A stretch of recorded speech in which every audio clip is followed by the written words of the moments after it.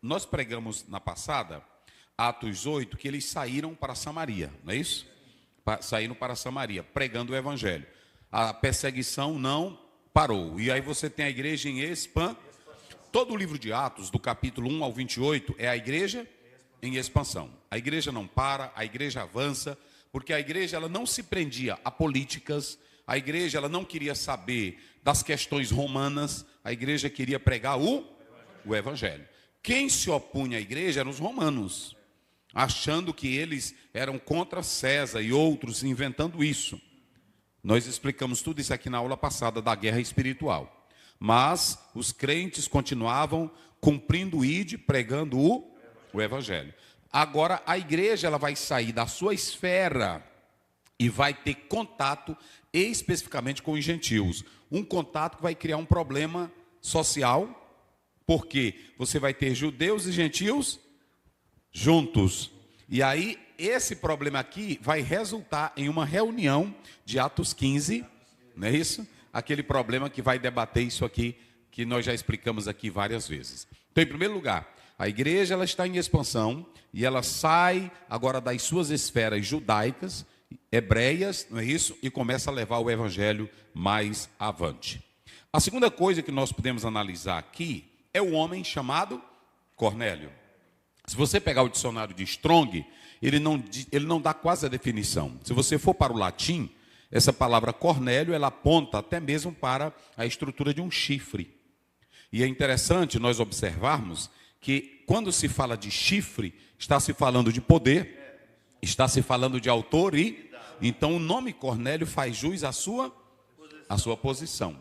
De autoridade, de poder, porque ele era o quê?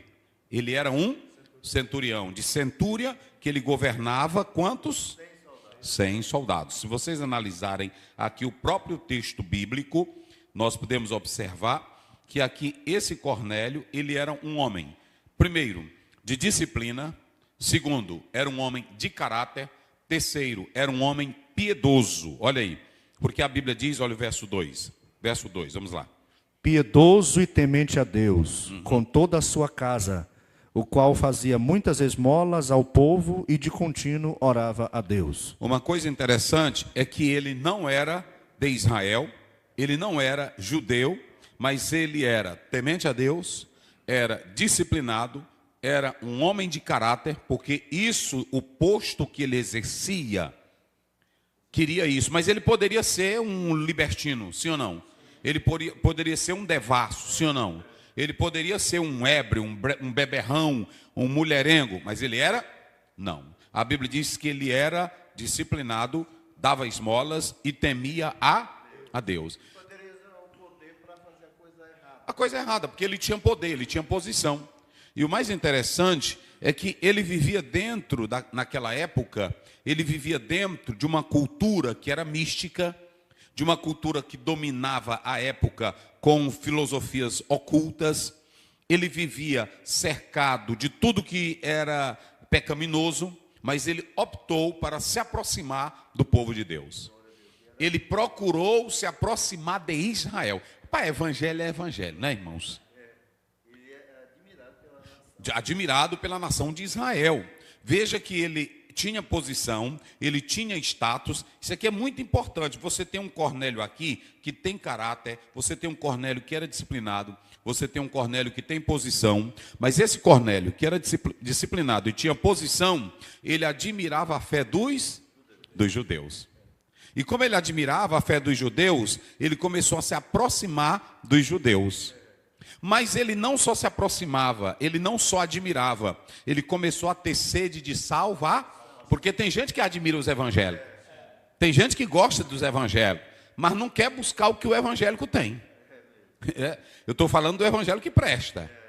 Então, veja que Cornélio, ele olha e ele sente na alma dele, ele não tem a paz, ele é bom, ele dá esmolas.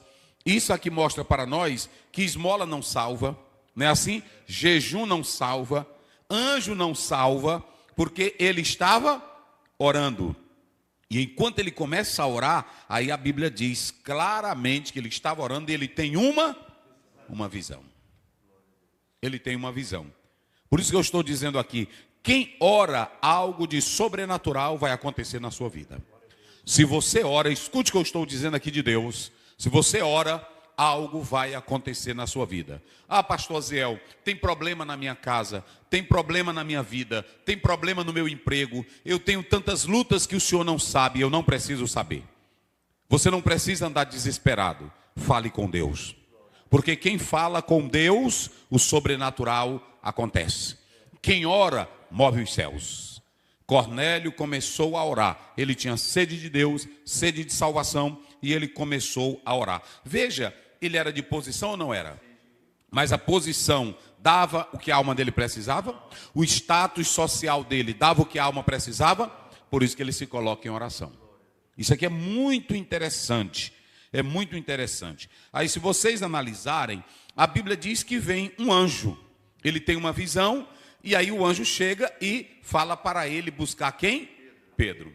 Vamos analisar aqui uma coisa que todo crente deveria... Eu estou falando paulatinamente para que vocês entendam. 2 homens, 2 pessoas vão entrar na vida de Cornélio. Qual é a primeira que vai entrar? Pela oração. Qual é a primeira? O anjo. Qual é a segunda? Pedro. Vamos lá. 2 seres vão entrar na vida de Cornélio.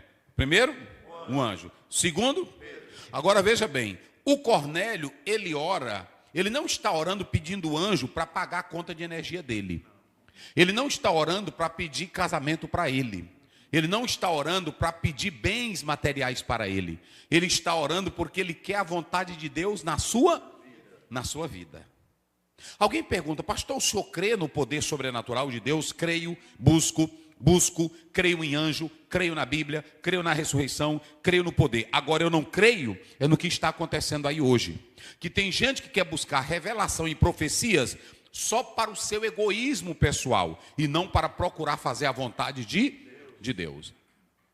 Quem de vocês já viram? Eu vou buscar um anjo porque eu quero que ele me oriente a ser santo. Vocês já viram? Não. A maioria eu quero buscar um anjo para ele me dar a casa nova, para me dar a chave do apartamento, para me dar a chave do carro. Manda o anjo aqui com a espada, né? Assim que eles... É o lado místico. E olha que Cornélio poderia viver tudo isso. Mas ele disse, não, eu vou orar, eu vou buscar a Deus. E ele começou a orar. E quando você ora, pastor Zé, para que é a oração? A oração nos direciona para o caminho certo. A oração nos orienta para o local certo. Então, quando Cornélio começa a orar, Deus vê a sinceridade, ele manda um anjo. Mas o anjo chegou com um mistério, eu vim aqui com a espada desembainhada. Eu vim aqui trazer uma labareda de fogo. Foi assim? Ele só disse assim, olha Cornélio, as tuas orações foram ouvidas. Porque o coração dele já era coração de quebrantado. Não é isso? A Bíblia diz que Deus não ouve a pecadores, mas aquele que se arrepende e teme, ele está pronto para ouvir. Já era um coração sincero, quebrantado, humilde. E quando ele começou a buscar a Deus, o anjo foi lá. E o anjo disse, olha, é o seguinte, você já está no caminho? Certo. As tuas orações foram ouvidas. E as tuas esmolas chegaram até os céus, não é assim? Agora, para concretizar o negócio, manda buscar Pedro. Quem ora e confia em Deus, escute bem que eu estou... Tu está filmando, Caio? Bota para cá. Quem ora e quem confia em Deus não depende de revelação de A ou de B. Quem ora e quem confia em Deus depende da oração e sabendo que Deus é quem vai lhe guiar. Não anda desesperado, não anda atrás disso ou daquilo. Será se vai acontecer? Não, Cornélio estava orando sozinho. Não é assim? Ah, pô, coisa linda é a Bíblia. Coisa linda é a Bíblia. Aí entra na vida de Cornélio quem? Pedro. Aí, olha como Deus vai direcionar ele para a coisa certa. Entra o anjo, mas o anjo pregou para ele? O anjo ensinou alguma coisa para ele? O anjo deu alguma norma para ele? O anjo deu um livrinho santo para ele? O anjo deu uma rezazinha para ele? O anjo fez uma macumbinha para ele? Não. Ele só disse assim, mande chamar, porque não cabe a mim essa responsabilidade. Ele deu a instrução de como ele deveria fazer. Ele pregou o evangelho? Por que o anjo não pregou o evangelho?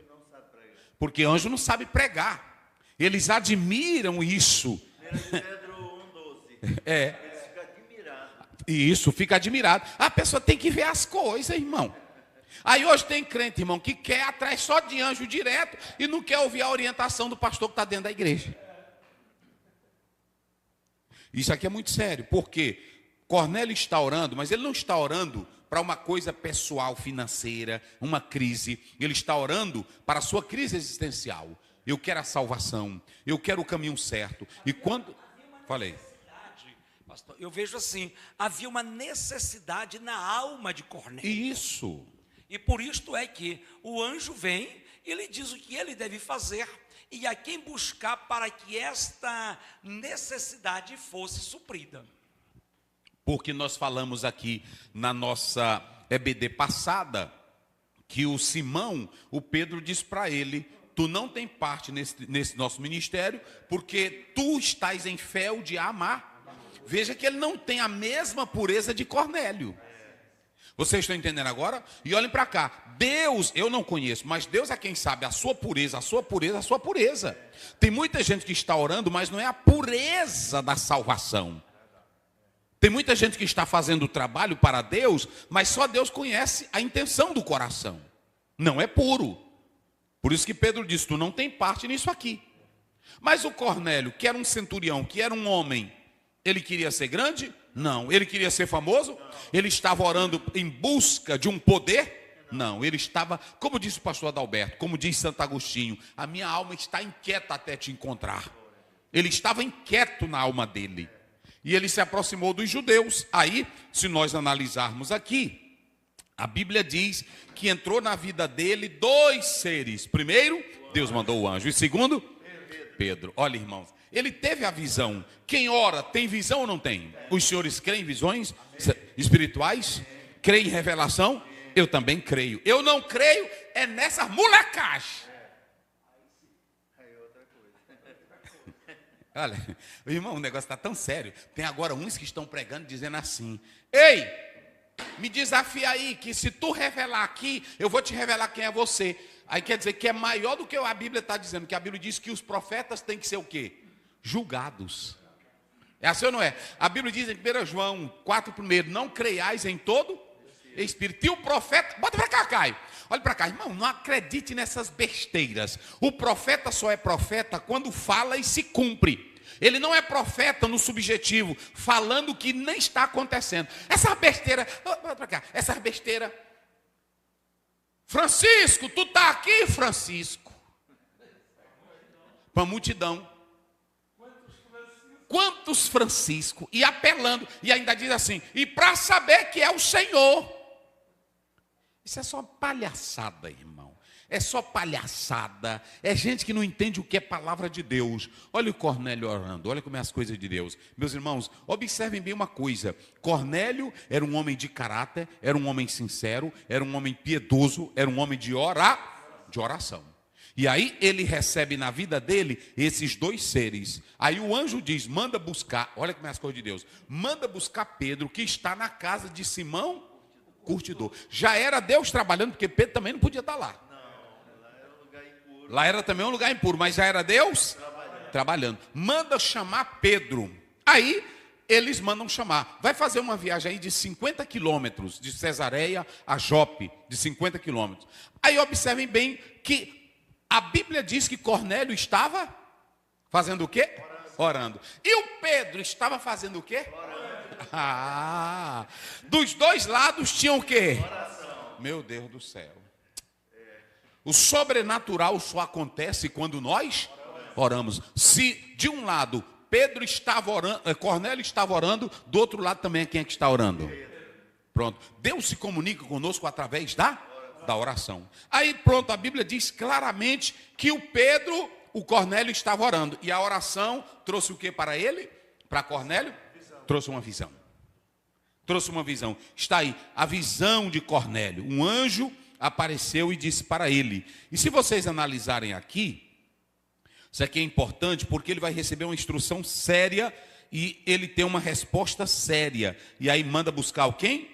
O Pedro. Aí vocês podem observar o seguinte, que o Pedro também, ele está com fome, mas aí não saiu nada. Ele diz, enquanto ela prepara o almoço, eu vou fazer o quê?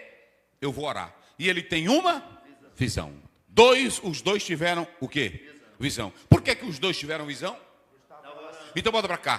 Quem não ora, não vê o sobrenatural. Quem não ora, não tem visão espiritual. Quem não ora, não tem sensibilidade para ouvir a voz do Espírito Santo. Quem não ora, não pode entrar no terreno do sagrado. Quem não ora, não vê o céu baixar. Quem não ora, não vê a glória de Deus. Quem não ora, não tem os dons espirituais. Quem não ora, é seco, é vazio, é incrédulo. Vocês sabem por que hoje os nossos ministérios estão fracos? As igrejas estão lotadas, mas é fazendo show? É porque tem muito barulho e pouca oração. Tem muito show, exibição, mas pouca oração.